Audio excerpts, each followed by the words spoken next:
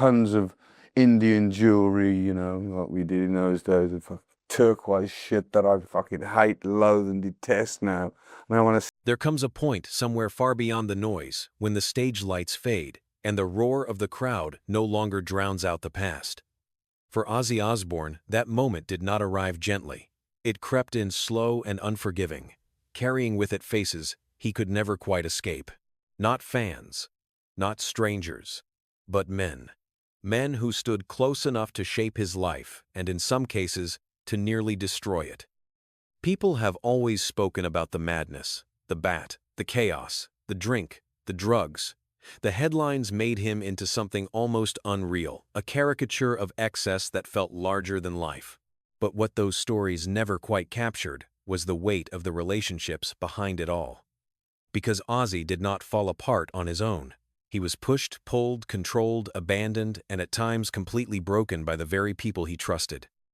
There were moments when he believed he had found loyalty, brotherhood, even something that resembled family, and each time, in one way or another, it slipped through his fingers.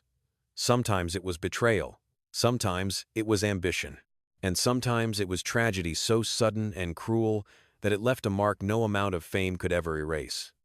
Now looking back across decades of music, madness, and survival, 5 names rise above the rest. 5 men who did not just pass through his life, but changed its direction entirely. Some helped build the legend, others nearly ended it. And one, perhaps more than any other, left behind a silence that Ozzy Osbourne has never truly been able to fill. This is not the story people think they know. This is what remained after the music stopped.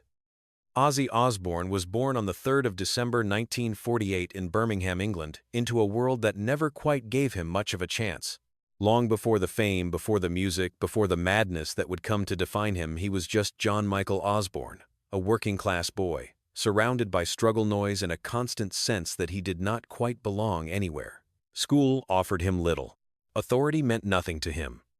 And by the time he was a young man, trouble had already found its way into his life, landing him briefly behind bars and setting a tone that would follow him for decades. Everything changed when he found music, or perhaps more accurately, when music found him. As the voice of Black Sabbath, Ozzy did not just sing songs, he became the sound of something darker, heavier, and more honest than the world had heard before. The band did not simply rise, they reshaped rock music entirely. And at the center of it all stood Ozzy, wild-eyed, unpredictable, and completely unfiltered. To the public, he was chaos incarnate, a man who seemed to exist purely on instinct, fueled by excess and immune to consequence. But behind that image was something far more fragile. Ozzy was not in control. Not of his addictions, not of his decisions, and certainly not of the people around him. As his fame grew, so did the number of voices pulling him in different directions. Some claimed to protect him. Others claimed to guide him. But very few truly understood him. And fewer still had his best interests at heart. He trusted easily. Too easily. He believed in loyalty and brotherhood, in the idea that the people beside him were there for the right reasons. And time after time, that belief was tested. Sometimes quietly, sometimes violently. Sometimes in ways that left scars no audience could ever see.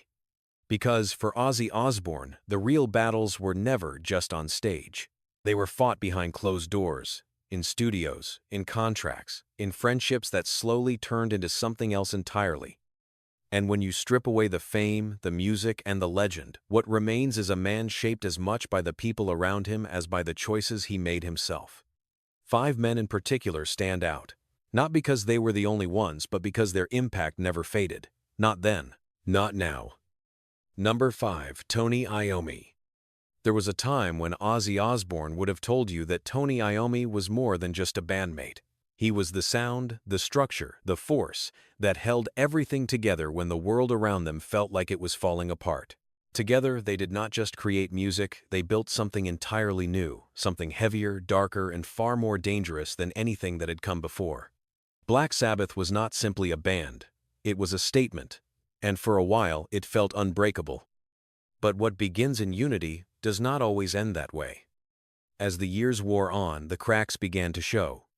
Not all at once, not in some dramatic explosion, but slowly, quietly, like something rotting beneath the surface. Ozzy was losing control. The drinking was no longer occasional. The drugs were no longer recreational. They had become constant, consuming, and impossible to ignore. Recording sessions turned unpredictable. Performances became a risk. And for the rest of the band, especially Tony, the question was no longer about loyalty. It was about survival. Tony Iommi was not a man driven by chaos. He was disciplined, focused, and deeply committed to the music they had created. Where Ozzy drifted, Tony tightened his grip. Where Ozzy spiraled, Tony tried to stabilize what was left. But there is only so much one man can carry before something has to give. And eventually it did. The decision, when it came, was not loud. It did not need to be. Ozzy was out, just like that. No dramatic farewell, no grand explanation. Just a quiet final line drawn between what had been and what could no longer continue. For Ozzy, it did not feel like a professional decision. It felt personal. It felt like being cast aside by the very people who had once stood beside him at the beginning of everything. That was the part that stayed with him. Not just the loss of the band, but the way it happened, the silence, the distance, the sense that the brotherhood he believed in had limits after all. Tony Iommi did what he believed was necessary. He protected the band. He protected the music. But in doing so, he closed the door on the man who had helped bring it to life in the first place.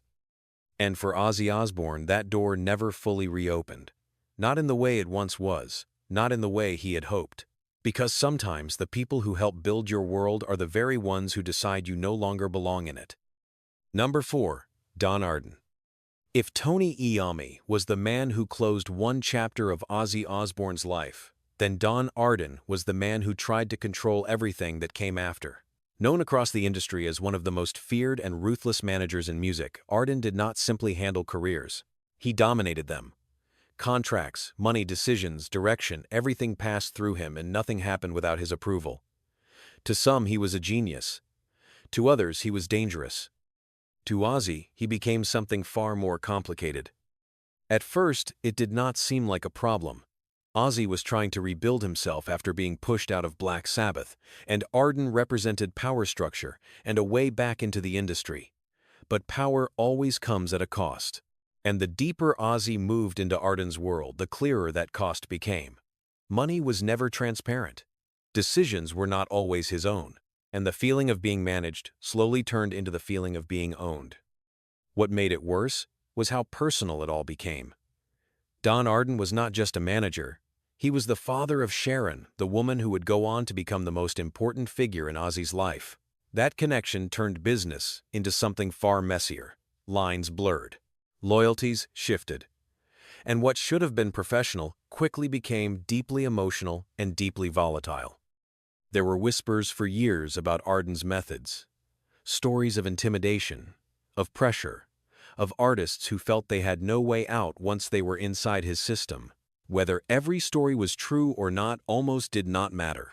The reputation alone was enough to create fear. And Ozzy felt it. Not always openly, not always in ways he could clearly explain, but it was there, sitting just beneath the surface of everything. The breaking point did not arrive in a single moment. It built over time through arguments, distrust, and the growing realization that something was fundamentally wrong. Sharon saw it too.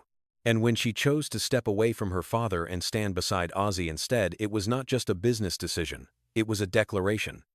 A line drawn in a family that was already beginning to fracture. For Ozzy, the aftermath was complicated. He had escaped something that felt suffocating, but at a cost that could never be undone.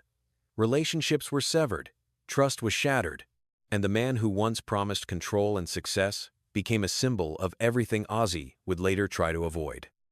Because Don Arden did not just manage Ozzy Osbourne. For a time he nearly defined him, and breaking free from that kind of control is never as simple as walking away. It stays with you, in the decisions you question, in the trust you struggle to give, and in the quiet understanding that not every guiding hand is there to help. Number 3. Randy Rhoads. By the time Randy Rhoads entered Ozzy Osbourne's life, something inside Ozzy had already begun to fade. The chaos was still there, the excess, the unpredictability, but the direction was gone.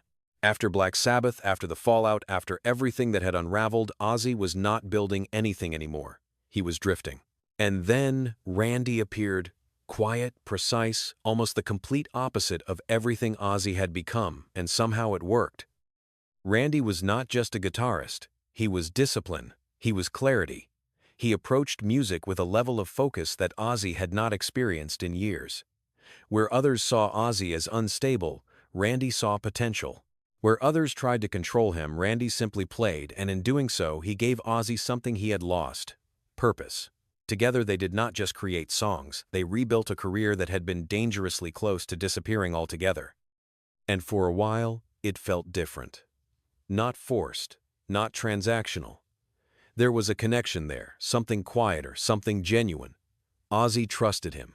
Not in the reckless way he had trusted others before, but in a way that felt grounded. Real.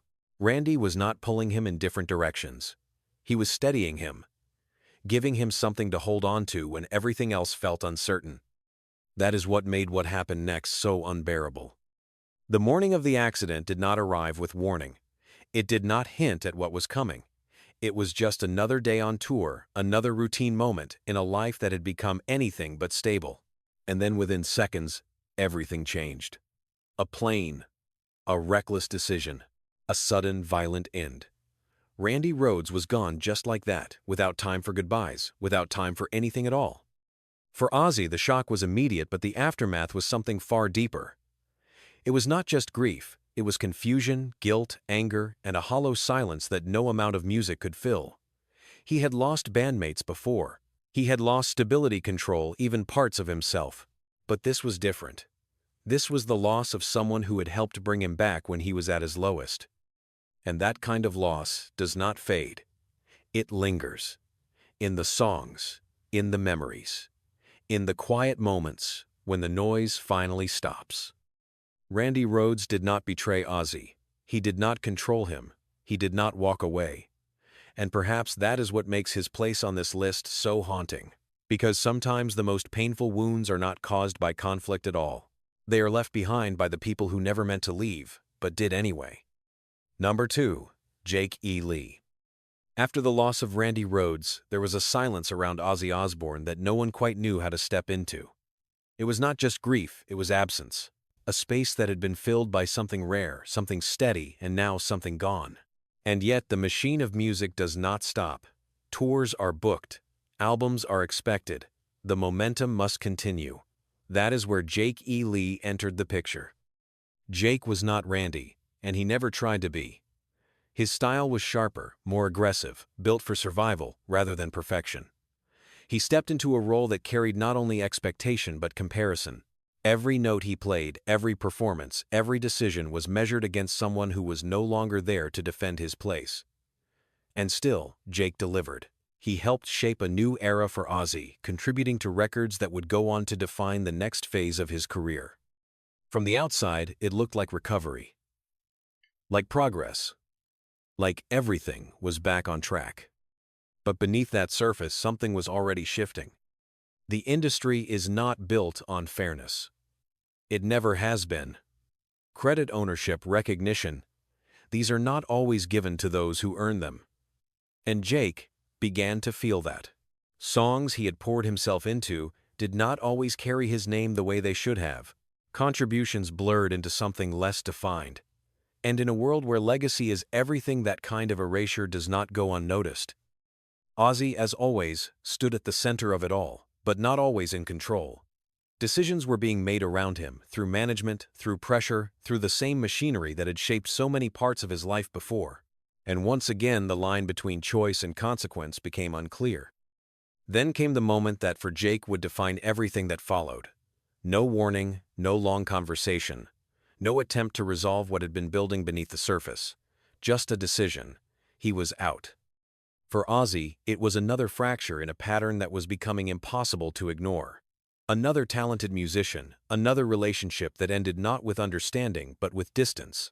Whether it was intention or circumstance almost did not matter anymore. The result was the same. Another door closed.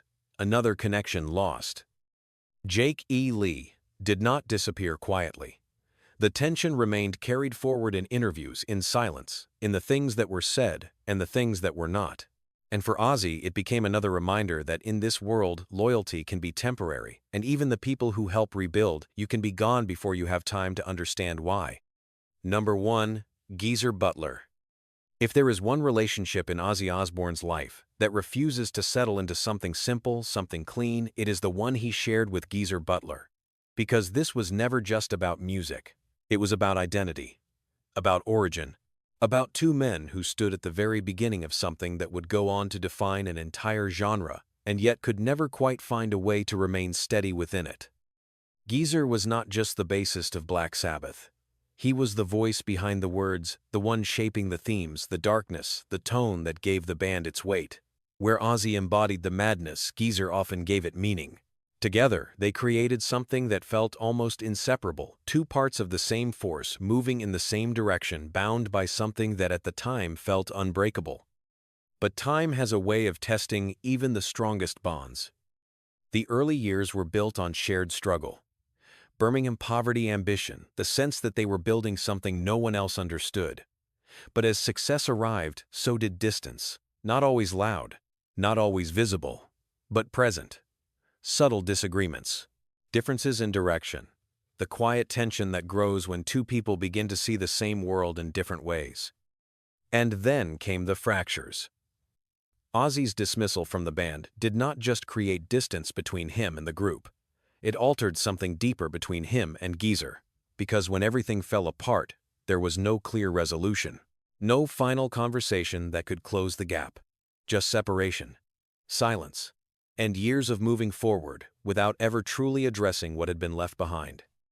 Reunions came as they often do in music, tours, performances, moments that brought them back together under the same name, the same legacy. And on the surface, it looked like reconciliation, like history had been repaired. But beneath that surface, something remained unsettled. Old tensions do not simply disappear. They shift, they soften, but they stay. For Ozzy, Geezer was never an enemy in the way others might have been. There was no single act of betrayal, no clear moment of rupture that could be pointed to and explained. And perhaps that is what made it harder. Because unresolved relationships linger in a way that conflict does not. They sit in the background, unanswered, unfinished. Geezer Butler represents something different on this list. Not control, not manipulation, not loss in the sudden, brutal sense, but something quieter, and in many ways, more lasting. The kind of connection that shaped who you were and then slowly drifted into something you could never fully return to. And for Ozzy Osbourne, that may be the hardest thing of all. Not the relationships that ended, but the one that never truly found its way back. By the time the noise fades and the stories begin to settle, what remains is not the legend people think they understand. Ozzy Osbourne was never just the wild figure on stage, never just the headlines, the excess, the chaos that made him famous. Strip all of that away, and what you are left with is something far more human and far more complicated. A man shaped not only by his own choices, but by the people who stood closest to him for better and often for worse. Each of these men left something behind. Tony Iommi closed a door that Ozzy believed would never shut. Don Arden showed him how easily control can be disguised as guidance. Randy Rhoads gave him something real, only for it to be taken away in an instant that never truly stopped echoing. Jake E. Lee became another chapter in a pattern that seemed impossible to break. And Geezer Butler, perhaps more than any of them, represents the kind of connection that never fully ends, yet never fully heals. This is what people rarely see when they look back at a career like Ozzy's. Not just the success, not just the music, but the cost. Because behind every moment of greatness, there are fractures. Behind every comeback, there are losses that never quite disappear. And behind every legend, there is a version of the story that is quieter, heavier, and far more difficult to face. Ozzy Osbourne survived it all. The excess, the breakdowns, the departures, the grief. He kept going, when by all accounts, he should not have. But survival does not mean untouched. It does not mean unchanged. And perhaps, that is the truth that lingers the longest. Not the madness, not the myth, but the understanding that even someone known as the Prince of Darkness carried memories he could never outrun, shaped by people he could never entirely leave behind.